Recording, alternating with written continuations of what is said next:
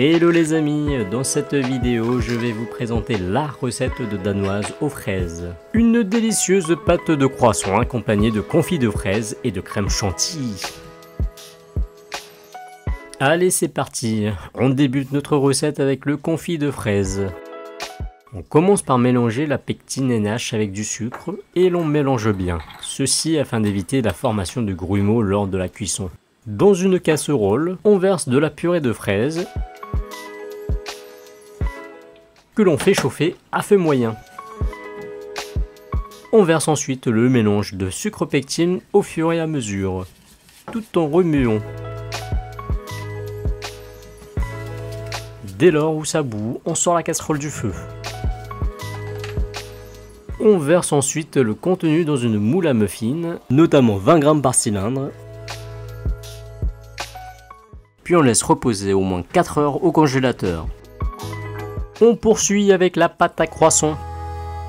Dans un récipient auquel on aura ajouté du lait bien froid, on verse de l'eau froide et de la levure fraîche.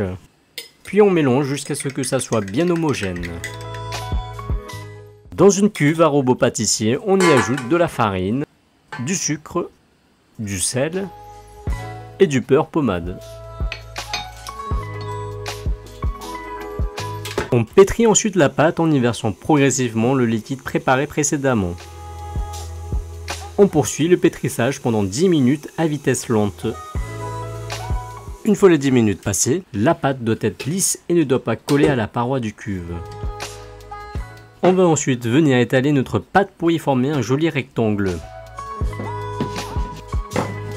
Avant de filmer au contact et de laisser reposer 1 heure au congélateur puis 1 heure au frigo. On poursuit avec la préparation du beurre de tourage. On commence par découper notre beurre en deux pour faciliter sa mise en forme. Puis on vient l'envelopper dans du papier cuisson afin de lui donner une forme rectangulaire régulière.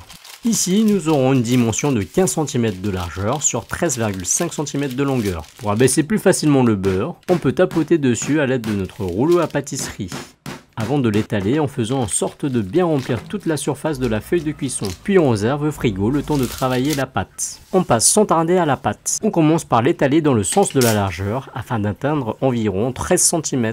On n'hésitera pas à fariner légèrement si besoin. Puis on étale sur la longueur de sorte à obtenir une pâte longue de 28 cm. Une fois que l'on aura obtenu un rectangle de 28 cm de longueur sur 15 cm de largeur, on dispose le beurre au centre de notre pâte. À noter que si la procédure a bien été respectée, la texture du beurre doit être semblable à celle de la pâte.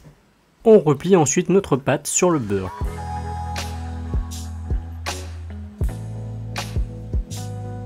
Et on essaie de faire en sorte que la soudure renferme bien le beurre, avant d'étaler le pâton dans le sens de la soudure.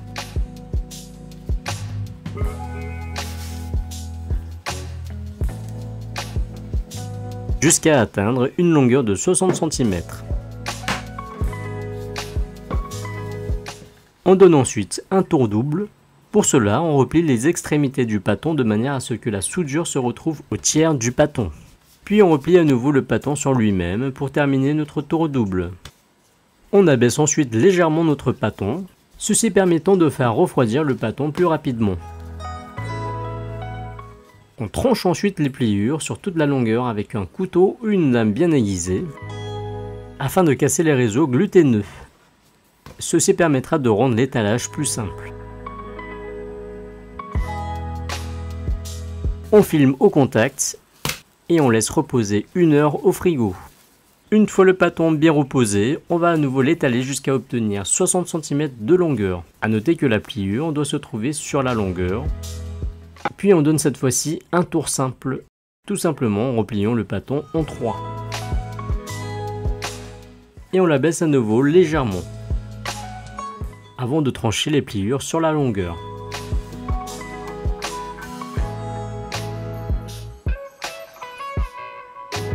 On filme ensuite au contact et on laisse reposer 1 heure au frigo.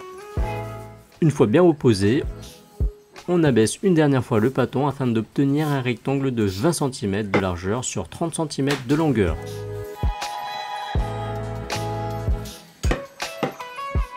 On filme au contact et on laisse refroidir 30 minutes au congélateur. À la sortie du congélo, on va venir couper une extrémité sur la longueur du pâton. Puis on va tracer des repères espacés de 9,5 cm sur chaque extrémité de la longueur.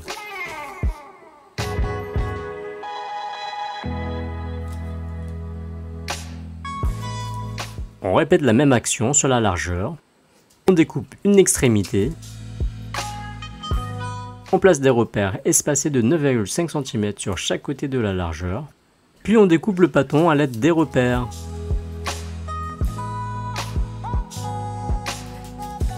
De sorte à obtenir 6 carrés de 9,5 cm.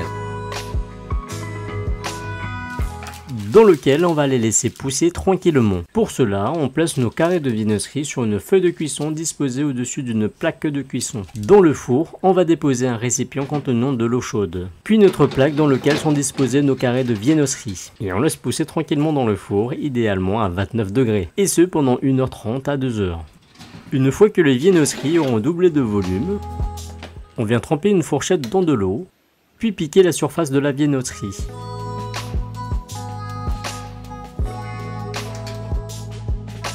Avant de venir déposer nos confits de fraises à cet endroit.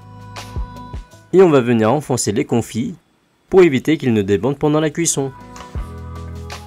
Et on termine par dorer la surface de la viennoiserie à l'aide d'un œuf. On va dorer autour du confit de fraises.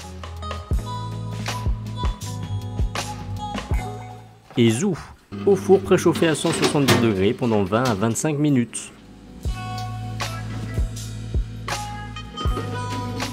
On s'occupe maintenant du garnissage. On va venir découper des rondelles de fraises que l'on va disposer sur la surface de nos viennoiseries. Voilà comme ceci.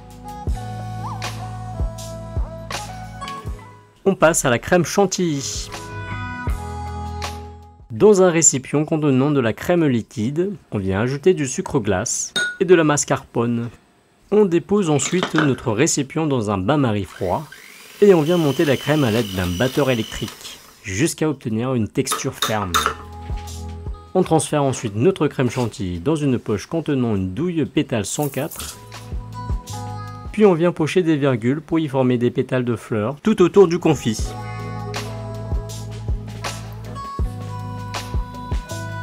On poche un second niveau pour apporter un peu plus de volume à la viennoiserie. Et pour finir, on dépose une fraise entière au milieu de notre crème. Et c'est ainsi que s'achève notre recette de la danoise à la fraise. J'espère qu'elle vous aura bien plu. Si c'est le cas, n'hésitez pas à nous donner un pouce bleu et à nous donner un avis en commentaire. À très bientôt.